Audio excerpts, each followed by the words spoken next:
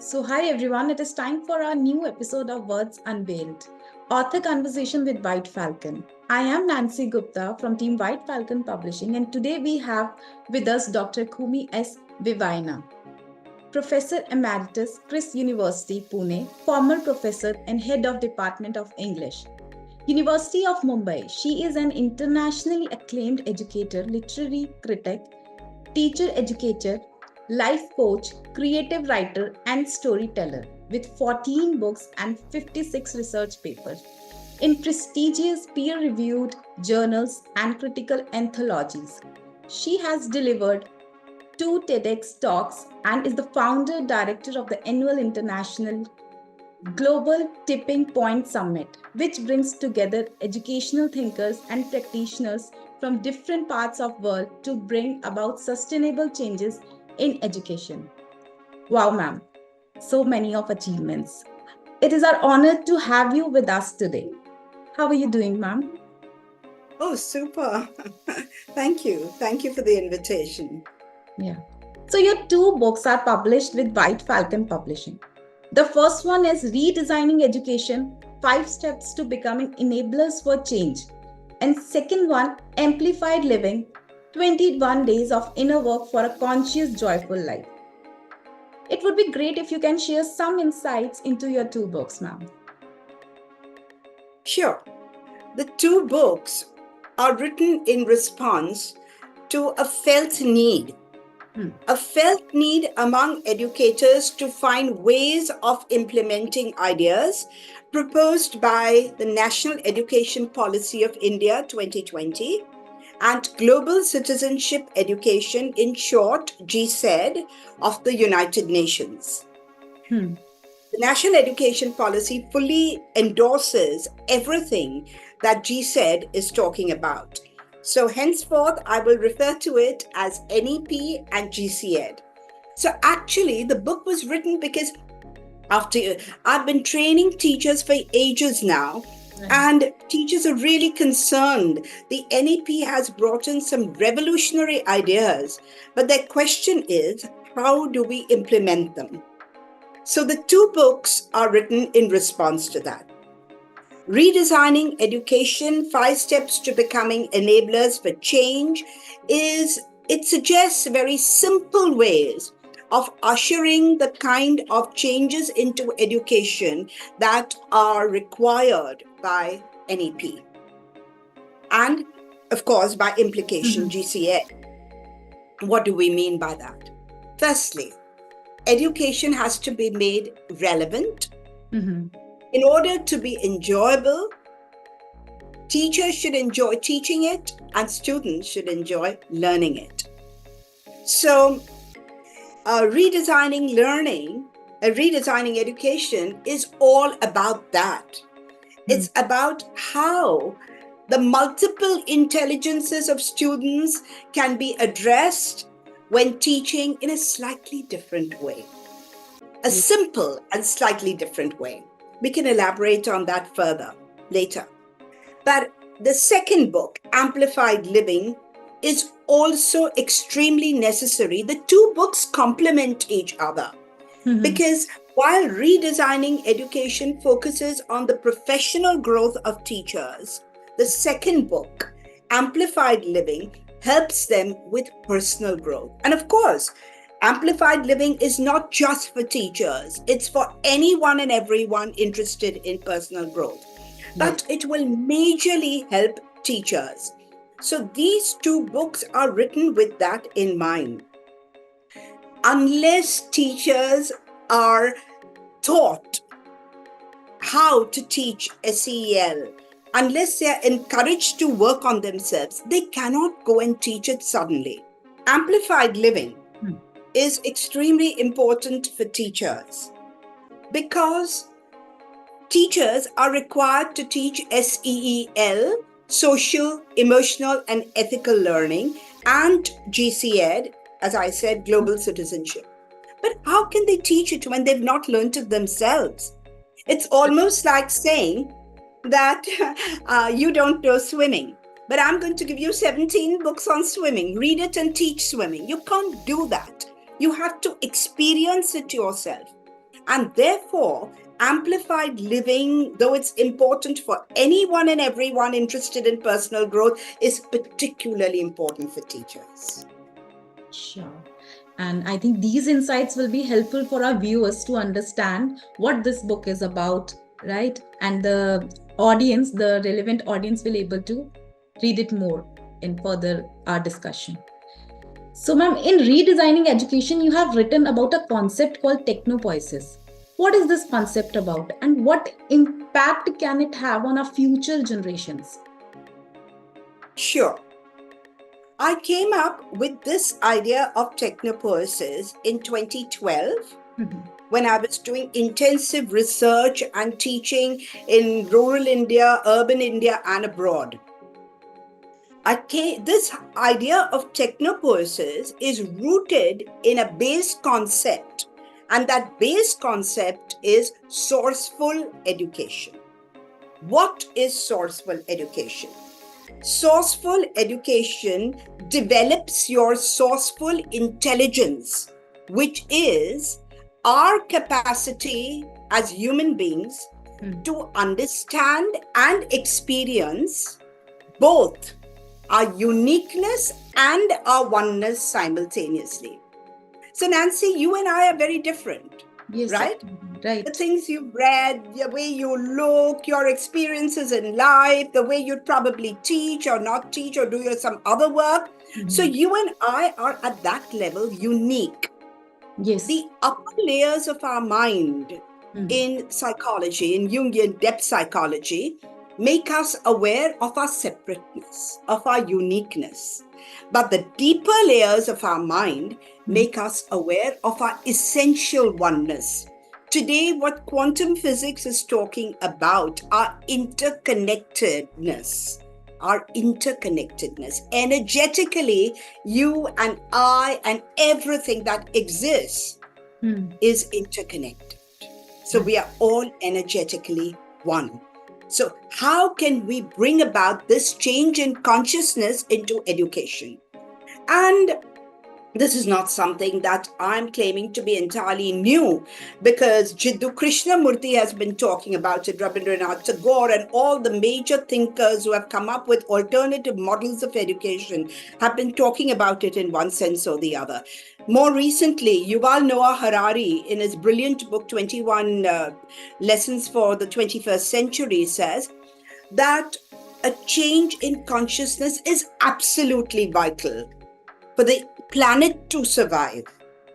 He recommends that for every dollar which is spent on technology, the next dollar should be spent on a change in consciousness. And how can we do it? Right. Best way to do it is probably through education.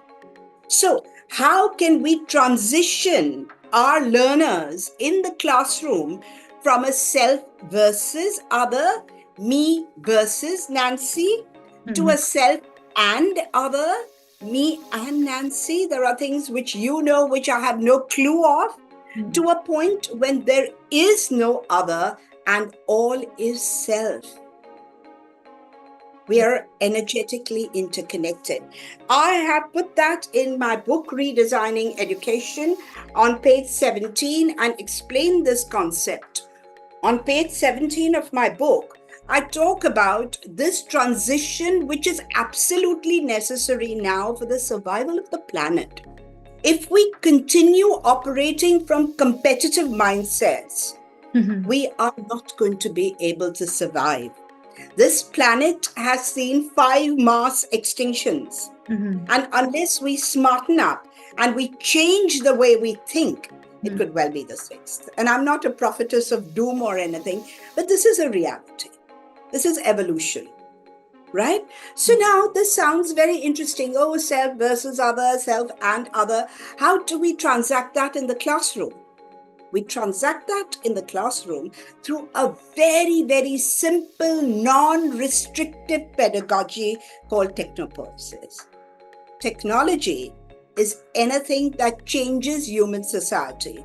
Poiesis is poetry, myth, the arts, etc. So technopoiesis merges these two. It's a portmanteau term. It merges two. It's a whole-brained approach to learning. Mhm. And this transition in consciousness happens with the help of only 5 simple steps. Those steps are outlined on page 21 of the book. Mhm. What are these 5 steps? The first step is relate. Unless the unit of inquiry, whatever you want to teach me, it seems relevant to me as a learner, why should I want to learn it? Right. So, when you are teaching technopoetically, you focus on that. And everywhere you don't tell, but you elicit from students. So, Right. through questions, through activities, etc., you make them realize that it's important. Let me give you an example from my own life. Mhm. Plenty of examples, but I choose one. I was invited as head of department of English Mhm. to an IB school. Mhm. And the principal told me, can you please do something? My students are going to face an exam in 2 months and they absolutely detest Shakespeare. So can you do something? And initially I felt, well, if I have time with them, I'd love to run through the play with them. And she said, no, you have only 45 minutes. And Okay. I said, uh-oh. So I created a fun PowerPoint presentation Mhm. for the junior college level, 11th and 12th, IB. And I called it, Boy, That Cool Dude Shakespeare Still Rocks. Okay.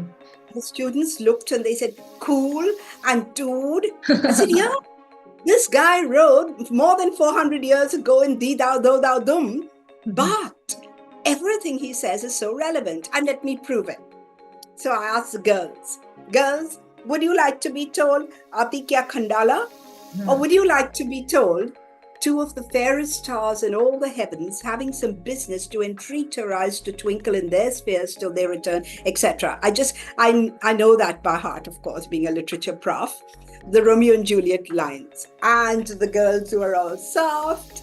And then I asked the class that, do you think we should have a tyrant ruling any country? And they said, no, we need democracy. I said, exactly what the cool dude said. Hath not a Jew eyes? Hath not a Jew senses, affections, passions? And I quoted from Merchant of Venice. Then we played a game. Give me an emotion, I give you Shakespeare. So if somebody said jealousy, that green-eyed monster that had mocked the meat on which it doth feed. All right, ambition, Macbeth, vaulting ambition of Macbeth. And we had just had so much fun. At the end of 40 minutes, I walked out and the principal called me a week later and she said, Coomi ma'am, what have you done? I said, oh my God, what have I done? And she said, the children are saying that we have only 2 months left. But we want to do at least 2 Shakespeare plays, not 1. So what did I do? I just made Shakespeare relevant. Otherwise, why should we be studying him? Is it just a colonial hangover that we want to look at Shakespeare? No, it's much more. So the first step is relevant. The second step is the most important step, which is called stimulate. And at this stage, you don't give your interpretations to anything. Now, my examples would naturally come from my teaching of literature. But I have always said that as a teacher of an art form like literature, how dare we even think that we own the correct answers or the correct interpretations? Because literature is an art form. So you could respond to it very, very differently from the way I respond to it. And it's just arrogance on my part to think that I have the one and only correct meaning, as if the dead writer or the dead poet whispered that correct meaning into my ear. So when we do stimulate, we are asking them questions, we are igniting their imagination with all kinds of teaching aids, but we are getting them to think. And this applies to other subjects as well. Getting them to reason, getting them to think. Why do you think Akbar created these policies? What was the condition then? Instead of just 1, 2, 3, 4, 20 points there. So this is a very, very important stage where we talk of content mastery, but content mastery in completely learner-centric ways, right? and respecting the multiple intelligences of students. Now, again, this concept of multiple intelligences is very well known in the education world. We know that we have at least 9 and probably more intelligences, and each one is born at least with 3, and we can add on more. And some of these are logical, mathematical, verbal, linguistic, visual, spatial, musical, interpersonal, intrapersonal, naturalistic. So all these intelligences are there. So now we teachers need to change our thinking. We don't have to ask, in what way is Rahul intelligent? That is a question we have to ask. Not, is Rahul intelligent?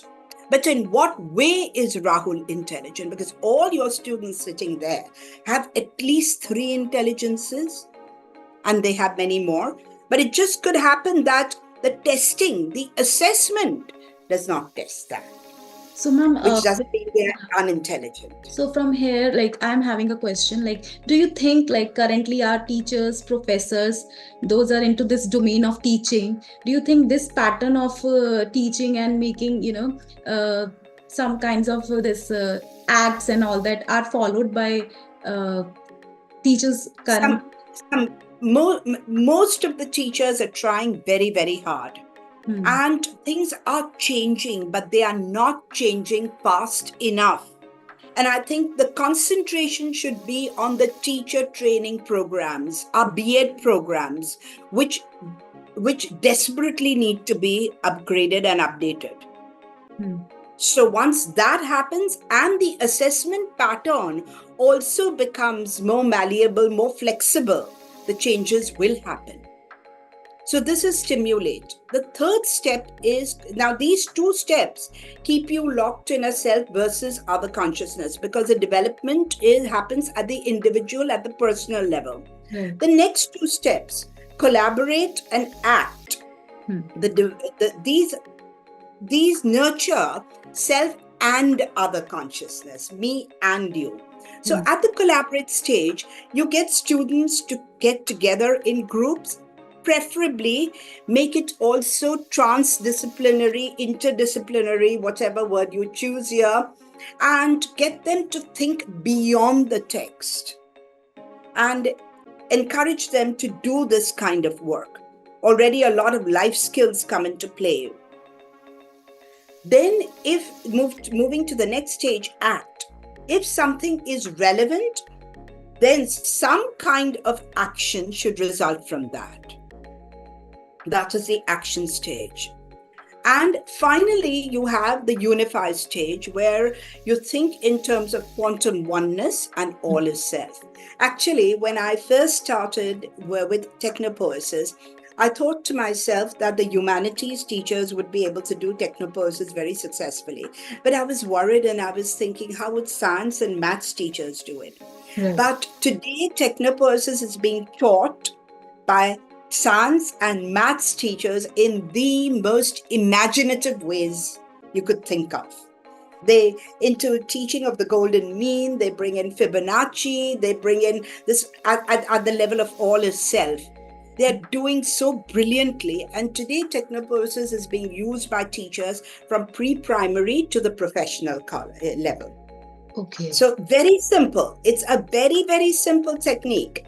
It just follows 5 steps with 5 simple questions that the teachers need to ask themselves when they are creating what is traditionally called lesson plans, but which we call learning plans, because a teacher is one of the learners.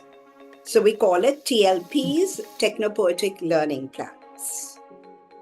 Thank you for such a good explanation, ma'am. So in India, there are numerous government initiatives and schemes for students, teachers, and schools, like we all know. What is your take on them? Will these schemes help to develop the countries as per the requirement of time? Yes, absolutely. These schemes are vital. The government should be left to look at issues of equity, gives equal opportunities, look at the socio-economic side of education, which it is doing. But the other side has to complement it. And that is where the educators come in. We educators have to first redesign the content to make it very relevant and interesting to the students. Because as we know today, it's not an age where we need to teach children to memorize information and regurgitate it. It's not that age. Today we can get information at the flick of a button. So we need the competencies, or we call them skills, or by whatever word. So we need to redesign the content first. We need to create this kind of pedagogy which will be of interest to the students. The students must feel interested in order to pay attention in class, in order to want to learn more.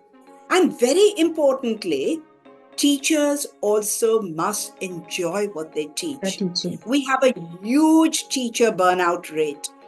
People start with a lot of enthusiasm and then that fritters away in a very, very short time, because it's so tiring, the kind of paperwork that you have to do, the administrative work and other duties that are given to a teacher. I think if those duties and all were minimized, teachers would do a far better job. So firstly, redesigning the content, redesigning teaching pedagogy, and very importantly, as I said a moment ago, also changing the assessment pattern. You can't teach keeping multiple intelligences in mind and then assess only 2 or 3 intelligences. Right. You see, there is a disconnect here. So this is extremely important and extremely powerful. So if we can support the government is doing the best it can. Yes. Socio-economic, the side of it. But we need to be very vigilant and we need to come up with very dynamic ways in which we can teach. Right. So I'm also one thing, like a good amount of research, analysis and discussion goes into the formulation of a single scheme and launch of a particular initiative. However, somewhere citizens remain unaware of most benefits driven ideas launched and implemented for them. So what steps should government take so that everyone should be, I think, yeah.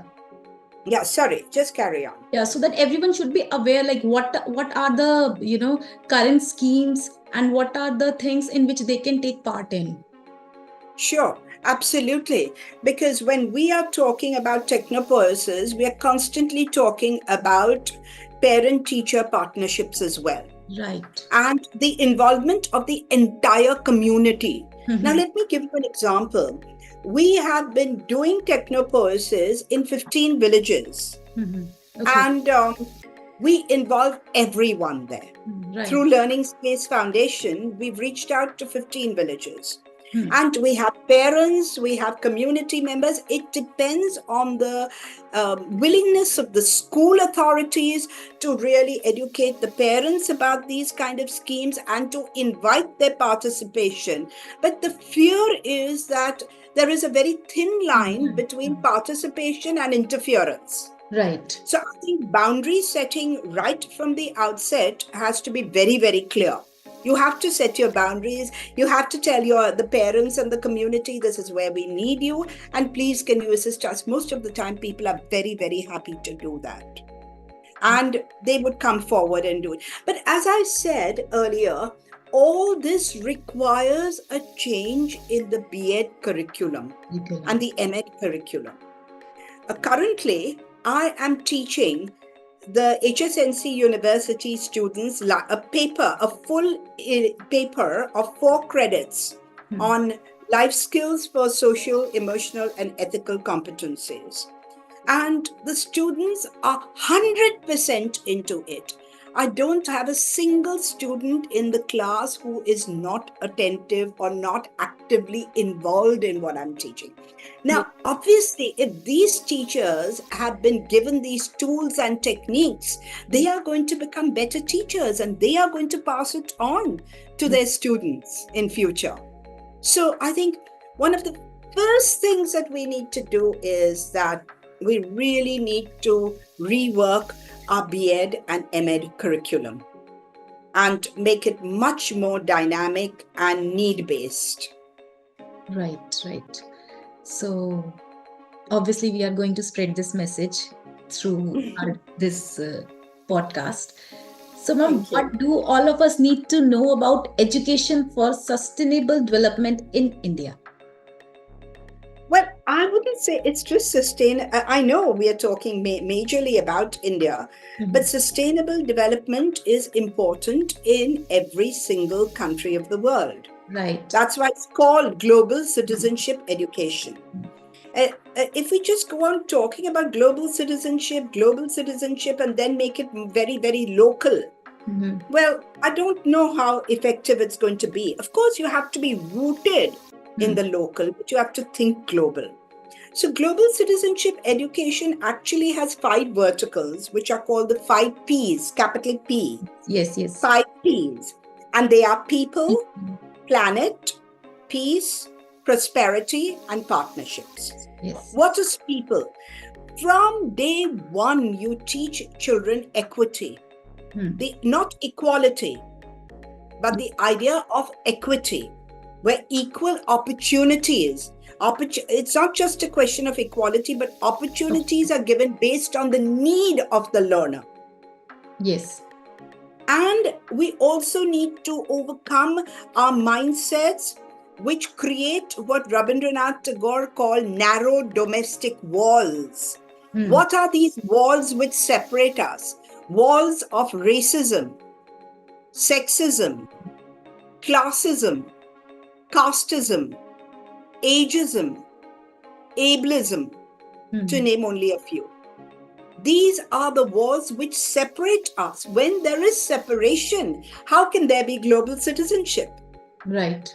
To just remain one more glitzy concept or an interesting term. But in order to make us do this genuinely, that we need to work with all these in the people vertical. But ma'am, I think Similarly, slowly and gradually, we people of India are coming out of this. Uh, not fast enough. Not fast enough. Yes. Not fast enough.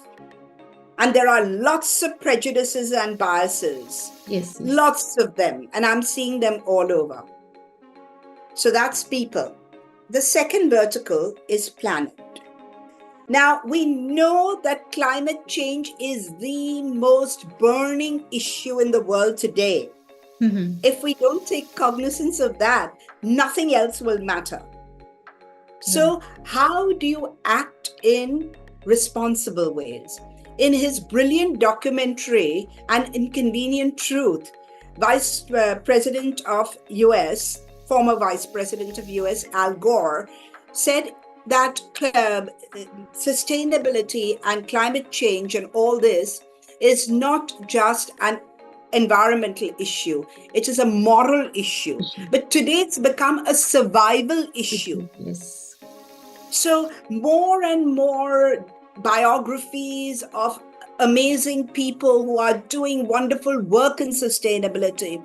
For instance, there are thousands of projects all over the world, though Greta Thunberg may be the best known, but even in India, there are thousands of people working, and encourage them to really buy those magazines like Sanctuary, which tell them more about it, which have interesting dynamic programs.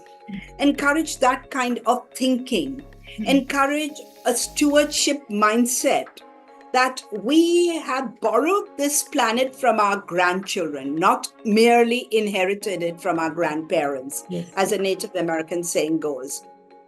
So, planet is again the second important issue. Hmm. The most important, I think, is peace. And great religious leaders like the Dalai Lama, Pope Francis, and all are constantly talking about that. Empathy, looking at people in more empathetic ways, is absolutely vital. Inner peace translates into outer peace, which will translate into global peace. There is no other way. No other way. And what the second book, Amplified Living, seeks to do is to help readers introspect, work on themselves Hmm. towards global peace. Angry people can't create a peaceful world. Impossible. Let there be peace on earth and let it begin with me, says an old song. It has to begin with me. Yes. And it's such an important vertical because anything we do, we need to do from a center of peace. Again, here, I'll give you an example from my own life. I had a student in 1996 who had come from Tibet and was an angry young man. Very, very angry. He thought that militancy was the only way out for Tibet. And 20 years later, I invited him to my university to talk to my students, and he seemed very changed. And I almost laughingly asked that, is it what age has done to you? And he said, no. The Dalai Lama has taught us to fight from a center of peace. Wow. If you are rattled, if you are all over the place, you cannot create something which will endure, which will be sustainable. So fighting from a center of peace, even for major burning social issues, is, I think, the key to our survival as a race. So that's a third vertical. The fourth, of course, partnerships. A win-win situation for everyone. We are not talking, and the fifth one is prosperity. We are not talking about profits, not mere profits. We've seen what that has done to the world. Yes. So these are extremely important issues which must be woven into anything and everything that we teach at the school or at the college level. So, ma'am, like the way you have mentioned about this peace, the profit, and everything, but do you think, are we really like these are things, those are being coming across, and we are knowing about these all aspects from government and different modes, but are we following it? Like young generation, moreover young generation, how we make them to understand the value and in very simple ways. In very simple ways, if we are talking about sustainability and the planets, then where is the question of polluting the air further with firecrackers? Isn't that your responsibility as a global citizen? If you want to be called a global citizen of the 21st century, then you know that our air pollution levels are very, very, very high.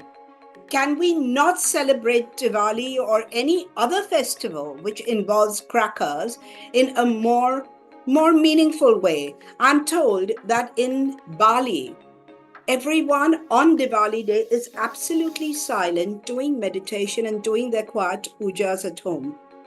When we know that the planet is in this very, very delicate position, it could tip either way.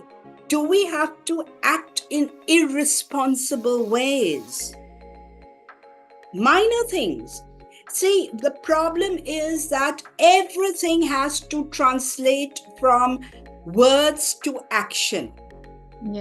As I was saying, everything must move from words to action.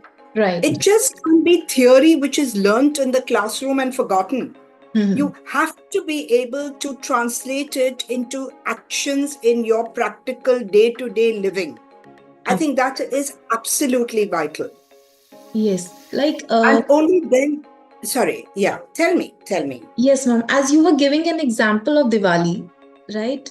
And I think that there is some internal gap also, right? Like in Diwali, I'm giving an example of Delhi itself. Like crackers were banned, but they were available in market for the sale. Yes. So there is some internal gap, internal loop is there, Absolutely. So which needs to be plugged. Because in school, you are telling the children that they are poisoning the air with it. And also that the crackers are prepared by little children. So you're encouraging and supporting child labor. Yeah. because they have these small fingers to be able to knot the crackers. So you give them that instruction in school, but as you rightly said, if they are freely available, then why not? But that's a completely thoughtless gesture which does not contribute to sustainability in any way. So Right. here the students who are writing their exams and on environmental science are the ones bursting the cracker. So there is a total disconnect. Knowledge to life. Yes. Knowledge has to move to life. That's why the step in Technopause is a fourth step. Action is extremely important. Right. All right. Yeah. Um, yeah.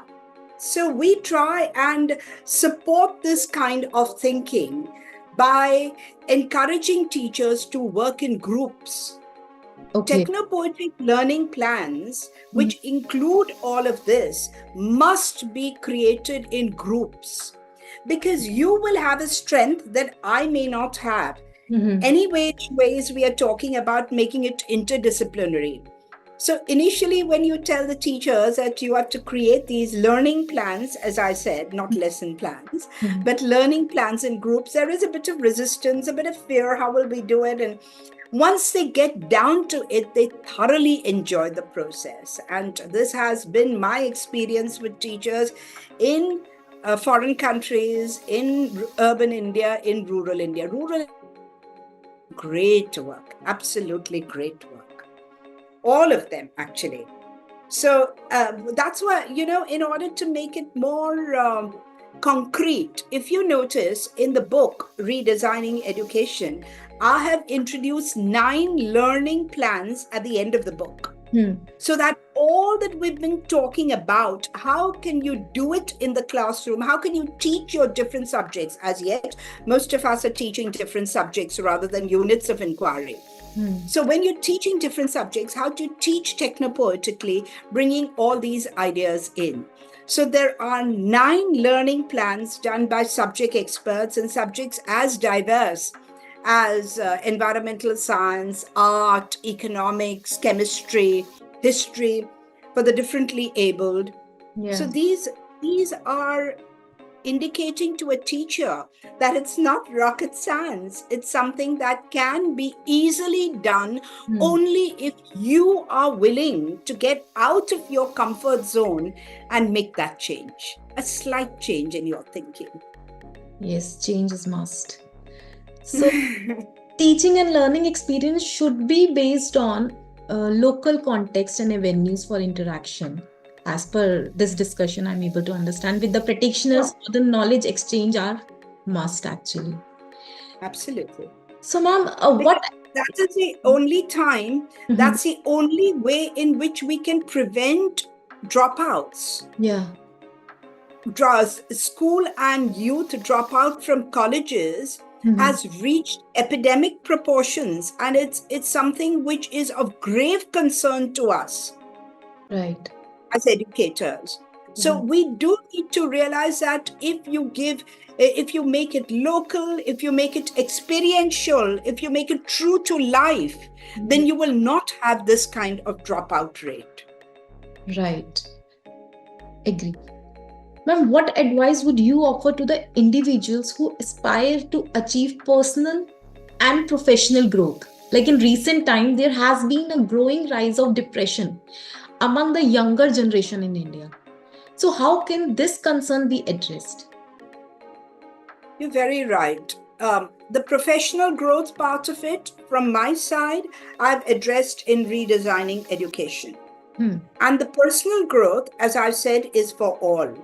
Right. As you rightly said, depression is becoming a major killer. And Right. by 2030, Yeah. it will be a bigger killer than any other illness that we know of at present. Yeah. Even So it there are is many places, ma'am, like this is not being addressed, and this is not being, people are not having awareness about this depression, how to absolutely. tackle them. Yeah. You've given the answer yourself Yes. that people don't have the know-how. Yeah. Does any school subject teach you how to deal with your anger, your fear, your jealousy, your hatred, your guilt, any of these emotions, how to cope with them. And when you don't know how to cope with them, it results in depression and other forms of mental illness. So mental wellness can be a subject. Yeah. I have always said that mental wellness needs to be a subject. You talk about physical wellness. Why not mental and emotional wellness? Today, as I told you, I'm doing this course with the HSNC University young B.Ed trainee teachers. And they say, oh my God, why was this not taught to us earlier? And we will surely pass it on now to our students. Subject is extremely important. And you need to turn the flashlight not outside, but inside, and be able to talk about it. Today, we are talking about this particular term called emotional granularity, and we're saying it should be promoted from a very early age. What is emotional granularity? Self-awareness, self-regulation, relationship mastery can result from it. Yes. And then there would not be cause for depression. It's as simple as that. One important subject on mental wellness. I think in private schools and in private colleges, I have seen that they have started appointing a counselor in their university or in their school or colleges. But what about the government schools and what about the government colleges? Like, Even there, even the private schools, my idea is, why let something happen and then treat it? Why not think in preventive ways? If I know, if through mental wellness courses I have the tools, then I will not descend to that level. Now, let's take a very, very simple example that we are all talking about the issue of bullying in school. yes, Right? yes. Now, if the bully was also doing and understanding mental wellness, he himself realized that it's rooted in some kind of hurt. It's not about the other person. Why is there this crazy need for power? Because there is something which is disturbed within that person, within that child. So I am of the opinion that if this can be taught in fun ways, through stories, through art, through nature, kindness. Oh, nature teaches you kindness, whether it's looking after plants or animals or anything in nature. Yes. So if you could, with art-based teaching, with nature-based teaching, with TBL, all of these that I talk about in the book, if we could do that, then it would be preventive rather than curative. Right. It's as simple as that. Yes. And I think writing is a very good solution for this, when you express yourself in a poetry, Exactly. in writing a story. So, Or in painting, in doing a yes. collage. Yes. Now, when you work with children and you talk about, you read them a story about anger. I'm a story writer. And then you tell the children that, can you paint your anger? They will happily paint their anger. They will give it a face. They will give it a color. They will do all kinds of things, So we may not succeed too well with adults doing this kind of thing, but there are hundreds of ways of doing it. And a very, very powerful way of doing it is through literature, through nature, and through other means. Absolutely. That's how all your SEL and everything, they're not separate. They are all interconnected and they can be taught very easily in this manner. Absolutely. I recently did a talk for CMCA, and that is a children's movement for civic awareness. And I spoke to the teachers, and they are doing some excellent work. They have a whole curriculum and they're doing some very good work. And they said, yes, these things can be easily woven in. They have a special class on civic awareness. So we could just add on to that during these kind of classes. And these are the classes which are going to be most meaningful for the students, because information is changing at an exponential rate. Yes. Right? But these skills will help us navigate our way into the rest of the century. Yes, yes, yes. So our approach and efforts to overcome them in all generation must become equally potent, right? Absolutely. Yes. Absolutely. So, ma'am, your book Amplified Living outlines a program of 21 days of inner work for a conscious, joyful life. Although you regard it as simple, is it something that we can do on our own? Absolutely. The aim is to empower the reader, an engaged reader. If you come to it with the feeling, I know it all, I'm not going to change, I'm the way I am, then don't read the book. But if you are sincere that there are certain aspects of you which need to be changed, then you will find the book extremely meaningful because the book empowers you as a reader. That's the aim of the book. Also, it is written in a very, very user friendly way.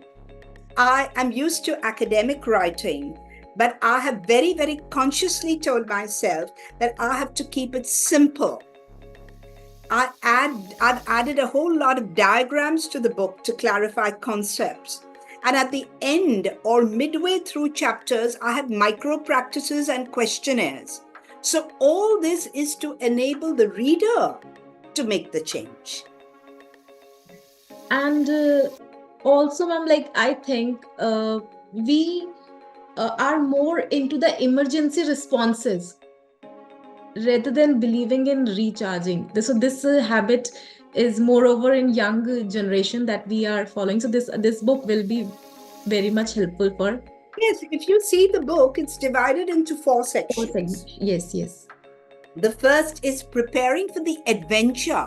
Hmm. So, if you think of it as an adventure, it's a different mindset from saying, oh, I have to dig into my garbage, which is what Freud would say. Because 95% of our daily behavior stems from our unconscious, which Freud called the subconscious and likened to a garbage pile. It's not garbage, it's an adventure to look within yourself. So, in that section, I begin by first talking about the need for inner work. What do we mean by conscious? What do we mean by joyful? In that section, I make a distinction between pleasure, happiness, and joy. They're 3 different things. Mm-hmm. And then I also add how can you map your progress? So it is a total engagement with your inner landscape, with your inner self in order to better yourself. The next section is extremely important because it talks of inner work through relationships. Yes, yes. Now, a Buddhist teacher has said this, that relationships, intimate relationships, are the householder's monastery. It teaches us huge lessons. So, when we are involved with someone, how do we achieve relationship mastery? We cannot unless we understand our mind, unless we understand the different layers of our mind. So that entire section is extremely important. It deals with that, and it's the longest section in the book. The section after that is inner work through meditation. And why is meditation important? What are the kinds of meditative practices? Guided, not guided, a lot of things I discuss over there. And very, very importantly, the importance of forgiveness practices and silence. And in the last chapter, we move from self to community. How do you work with the community? Why is it even important to do that? Right. And what is non-egoic service? Not service which is done with a wrong mindset. I need to be recognized. I need my statue to be put up. I need awards for that. That is egoic service. So how do you really determine what kind of non-egoic service appeals to you and which you can offer the world? So it's an extremely important book. It brings together transpersonal psychology, Jungian psychology, positive psychology, neuroscience, neuroplasticity, quantum physics, a whole lot of things, but in a very simple manner. So, ma'am, here I have a question for you. So as you have mentioned relationships, right? So why do you think, like, in today's scenario, if you look around us, we can see that there are so many relationships, those are not working out, whether it is in family, in husband wife, people gives up very easily on any particular relationship. Why they are not ready to invest in that particular bond? What is the, like, major thing that they are missing? Again, a question of relationship literacy. Yeah. Nobody has taught us relationship literacy. Mm-hmm. Nobody has told us how to negotiate a Yeah. difficult situation. Mm-hmm. So then the only thought is the media, social media, friends, society, they are all advocating it. That's the way to go. Because people But don't know if how you to treat, handle it. Yeah, how to yes. handle it. So in the book, I am dealing with very concrete things and very practical examples. Hmm. There is a brilliant technique, for instance, I'm giving only one of them called real dialogue, which Yeah. has been pioneered by the Jungian psychologist Polly Young Eisendrath, with whom I trained. Mm-hmm. Now, this is such a powerful technique that if it's taken seriously, Yeah. step by step, you can really work on your relationships Right. instead of, as you rightly said, just giving up on them. Right. And grit, resilience, perseverance, it's all these are character building things, which again, education is responsible for, at least in the initial stages of our life. So I think this is the only response that I have to it, that we do not, relationship literacy is a part of mental wellness. So we need that kind of education. We need to be woven into education. Okay. Okay. So now my Right. next question is a bit different what we have discussed. So Yeah. if you were to Yeah. change your career, what would you choose? That's an impossible question because I wouldn't want any other career. From the age of 3, I was writing to Santa Claus for blackboard and chalk. Okay. So my destiny is with teaching, with training, with research, with experiential learning, of course, and all spiced up with a lot of storytelling, because I'm a storyteller as well. And so much can be done through storytelling, so much. All these things about relationship literacy, mental wellness can all be done through stories and the arts. And I think I enjoy my work so much. I can't think of any kind of change. We should all enjoy our work, actually, what we are into. That will lead to a success. So, ma'am, what do you hope readers will take away from your books? I would say we keep on mouthing, be the change to see the change. Right. We actually put that into practice. So let's make a change. As a teacher, as the head of the Department of English, I would always tell my students, my postgraduate students, you're welcome to come to me with as many problems as necessary, but also come with 2 suggestions, 2 solutions. Right. We need to stop cribbing, crying, complaining, criticizing. This is reality. How can we make it better? Yes. So I would say this is it. Also, as I said earlier, any kind of action has to stem from a center of peace. It has to stem not from a self versus other consciousness, but at least from a self and other consciousness, and Right. ideally speaking from an all is self consciousness. So when I get angry at you, I'm actually getting angry at myself. There's something which needs to be worked upon within myself. So if I turn the flashlight inwards, and I believe in this quantum oneness, and now you can't believe it's a fact, it's a scientific fact. Last year, the 3 physicists were given the Nobel Prize for their entanglement theory, for proving it right. So now it's a scientific fact. So if I start thinking in those ways, then I'll work on myself rather than point my finger at you. Yes. So, ma'am, But these 2 books, as I said, they have to be taken together. okay. For teachers particularly, the professional growth through redesigning education, the personal growth with amplified living. But personal growth is for anyone and everyone also. Right. So, ma'am, publishing also plays a very important role. So, we all want to know, like, your publishing journey with White Falcon Publishing and reason for choosing us. I saw the quality of the books and I thought they were very carefully created. And my experience with White Falcon can be summed up using only 2 adjectives. Okay. Stress-free and support. Really stress-free at every juncture. I had the support of the person who was in charge of my project. Yes. And that person was so careful that I think even he wanted to see an error-free book. Right. So sometimes it just happens. We are human. And I'm so used to writing and I'm so familiar with my writing that I kind of would miss out on errors, which I would catch on later. And if I would get back, I would feel awful about it, but they have not complained even once.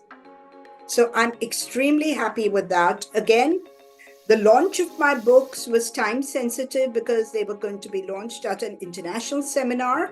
And I got the books on time, in perfect condition, good quality. Everything was a very enjoyable experience for me. And I think, I mean, I'm not trying to exaggerate, but I think I would want my next book also to be published by White Falcon. Great, ma'am. These are like so good words. And what is the main, like, anything that you want us to work upon to make some changes in any process or any? I think it was very, very well streamlined. Okay. There were no hitches at all. I like to create my book covers, so I created those book covers.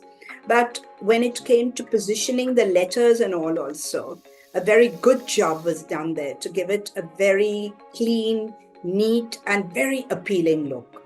So I think I have no problems with White Falcon. So much, ma'am, for your valuable feedback. And this is a wrap of today's session. Thanks for sharing valuable insight with us. And yes, it was a learning for me as well, personally. So to the viewers, you can check Dr. Coomi S. Vevaina details, work and details as mentioned in the bio itself. Thank you, ma'am. Thank you so much. Thank you, Nancy. Thank you, ma'am. Goodbye. Goodbye. Goodbye.